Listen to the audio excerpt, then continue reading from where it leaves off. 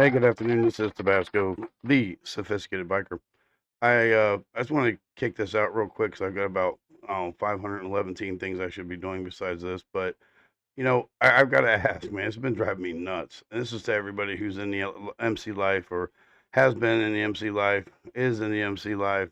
Um, when did it become okay to air like your club business on media? I mean, television, radio, or social.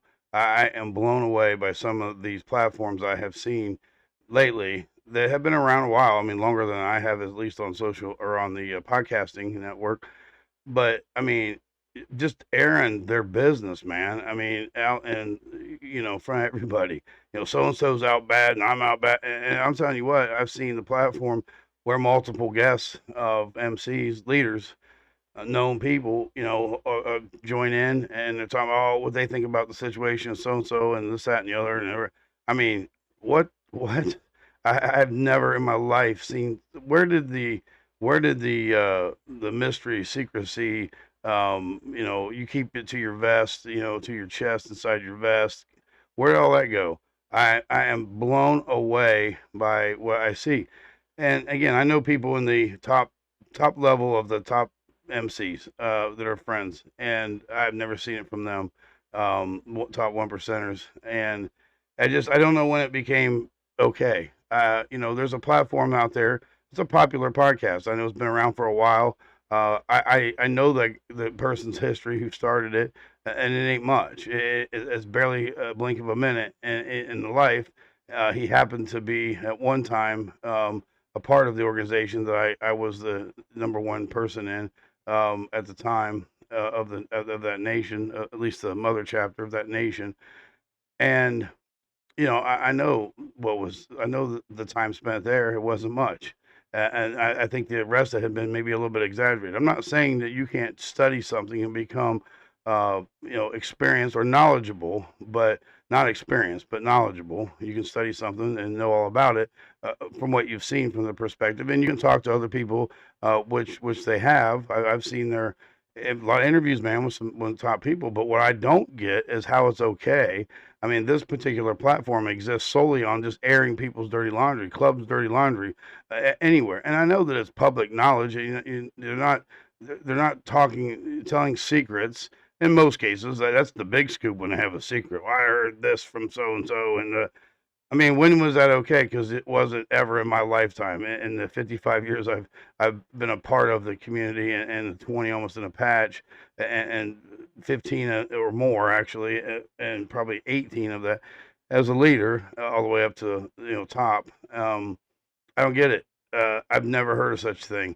Um, I'm not talking about somebody in this particular case maybe who left a club. I mean, there's some guys out there that are well known from well known clubs who have platforms, and I'm not saying that's right necessarily. I mean, I have a platform based off my experience in my life in the MC life, and the MC club life.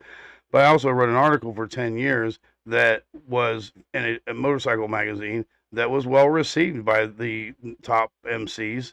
And in fact, because they used it as a tool, some would literally read that article to at their church at their monthly meetings or whatever meetings they had, because it was a teaching tool, and they knew I knew what I was talking about. And but one thing I never did one time in all of that time in any of those articles was ever mention another club's name by name. So, and I won't try to even infer about the specifics of a situation that it might lead someone to, know which one I'm talking about in most cases. Obviously, somebody knows because they know me, they know my experience, and they know my life, where I've been, so they know who I'm talking about. But I would never call them out, and really positively or negatively. I just don't use other clubs' name. You don't I don't get it. Out of your mouth should never come some other club's name or their business ever. That's part of the code. That's part of being righteous. It's part of being respectful to the life in general. I've always argued, what is the code? What is protocol? It's a tough question, right? Because back in the day, in the '60s, my old man's club, as well as others, his roommate was in a club very well known. I'll say top ones, top five, top seven. They all had different rules, different protocols that they did, but it's a well-known fact in the MC life that there were many clubs back in that time that, let's just say, for example, their old ladies wore a full patch colors. Right? My mother did. She wore a full patch. That's just what they did back then. At some point, it changed. Why it changed, I don't know. Before my time, but so if one or two or five who would be considered the oldest or largest, and they change their ways about how they do, does that set protocols? I mean, you have to too. I don't know. I mean, I guess to be respected, you follow through. I mean, isn't the whole point of being a 1% club to not like take, not ask permission or not be told what to do against everything, not just the MC life and code. I don't know, but for me, it's always been a term of respect. I never promote a bad story. If I never have, even just in my normal life and social media, I'm not going to share a news story that puts another club in bad light because that puts us all in bad light. It just fuels the LE law enforcement and the federal government's war against us in the hypocrisy of being, in my opinion, that they are the largest and most influential, have the most money, corrupt agency in existence. So, and I think everyone pretty much is saying that now. That's a fact. It's not an opinion, but that just happens to be my opinion. I'm sure on some of these platforms this will get probably muted or banned because I'm not allowed to have an opinion. Welcome to the new America. But when these clubs started, my old man said, it was us against them. Us being MCs together, combined against them being the greedy takers of society and law enforcement. This whole thing about went around social media that this long-standing, very well-known club's going to come rescue some apartment complex was laughable. It just makes me cringe when I hear a 35-year-old soccer mom talking about the club life because they don't have a clue what they're talking about. I do not speak for any club, but in general, I will tell you, I guarantee for a fact they don't give two shits about you or their citizenship. They just don't. They aren't made that way because we're constantly being attacked and downed by law enforcement, citizenry, looked down upon. It's not as bad as it used to be back in the '60s, but it's still there, and that's not the point. It's not why I care only about our brothers. I mean, some clubs will do alliances to be stronger because they need some alliances.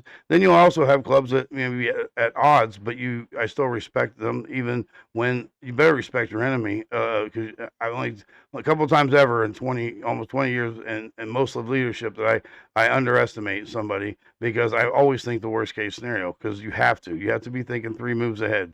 Again, we're playing chess where they're playing checkers, and that's how you stay ahead of the game. Because if you don't, there are serious consequences. But I don't get how a platform can base its entire existence, and it's a popular one. I understand the allure to motorcycle enthusiast citizens who don't know. Many times I would see on social media, you have citizens stirring up shit. Support this, support that, throwing out the acronyms or whatever. They don't have a clue what the hell they're talking about. You know who I don't see doing that? The 1%ers themselves, because they have a level of knowledge and maturity they don't need to. They're self confident enough. They don't need to. But when I see one guys flying 1%, I'm not going to get into judging clubs as to what I believe 1% is. And it has evolved or changed. It's not the same as it was 40 years ago because it can't be because society changes too. Used to be you can handle your business. Somebody got into a fisticuffs and a bar or something and say nothing got damaged, nobody went to the hospital, got hurt, nobody pressed charges, and that was it, the end of it. Not anymore because the crooked law enforcement and prosecutors all work in collusion with our government. And guess what? That's their collectors, man. That's their street collectors right there. They collect billions of dollars in fees and fines and this and that and time. That's the vacuum sweeper of society for the government. And think about how much money you think taxes are bad. Think about the amount of money that's raised by the American injustice system just by simply prosecuting people that no one there's been no victim constantly. And I'm not going to go down that rabbit hole too far. But what blows my mind is when I see people that know what they're talking about. A few of these platforms I've watched, and 1%ers, and otherwise, that these guys obviously know what they're talking about. They've been in life. Well, if you've been in the life, you ought to know better than to not talk about your club business on the air. Oh, so and so got put out bad, and you got all these other guys that are piping in their opinion, leaders from other clubs, and they're all coming into these podcasts. Oh yeah, well it should what. Since when? Since when is your opinion welcome on another club's business? I don't even want to hear your club's business because it ain't my business. We always said I had a club brother in a situation that got really tense once, and there's a lot of lot of numbers there. There's a lot of us, a lot of them, and a few of another. And it got a little tense between those other two. And when it was over, it settled out. Everything was cool. Nothing broke off. And one of my guys says, man, I don't know, but I was kind of worried there for a minute. I didn't know whose side we were on.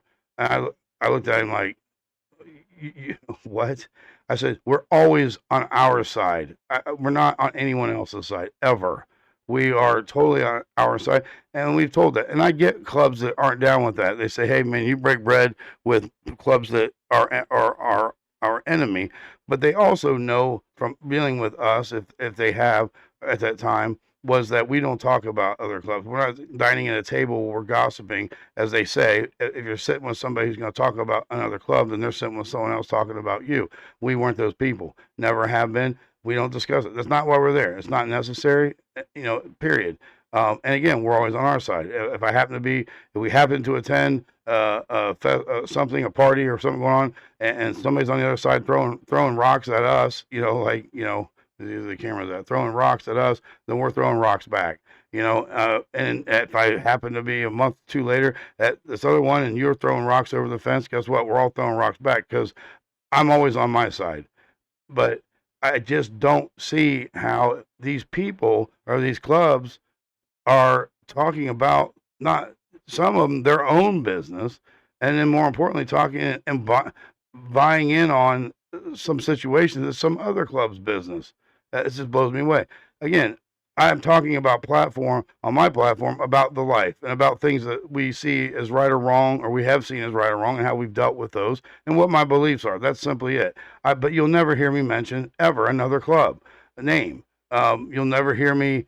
You'll hear me say things that may allude to situations. And yes, again, there are people who know I'm talking about, so I try to do it respectfully. I'm not trying to just throw anybody under the bus. I will generalize a lot of my statements because of that. Now, if you know, you know. But I, you'll never hear me throw another club name out. It's okay to talk about the life. It's okay to to give a little bit of insight into your story and into the people around you and what that meant. It's not okay to talk about your club business. I mean, to the extent of where it's identifiable.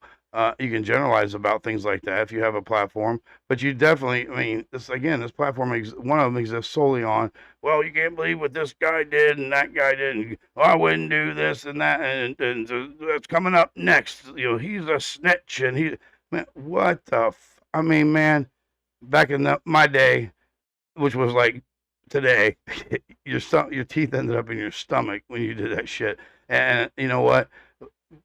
I'm blown away by it, man. I am. And again, I'm not calling nobody out in particular. I'm totally confused how this is okay. Maybe you can buy in with some comments. I don't know. Help me understand.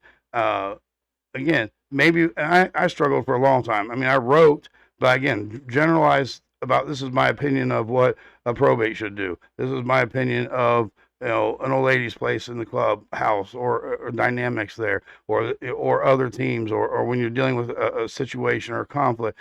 But they've always been general. They're never going to be specific, because even now, I mean, now that I hung the patch, and again, it's a life. It's a life. It's not a hobby.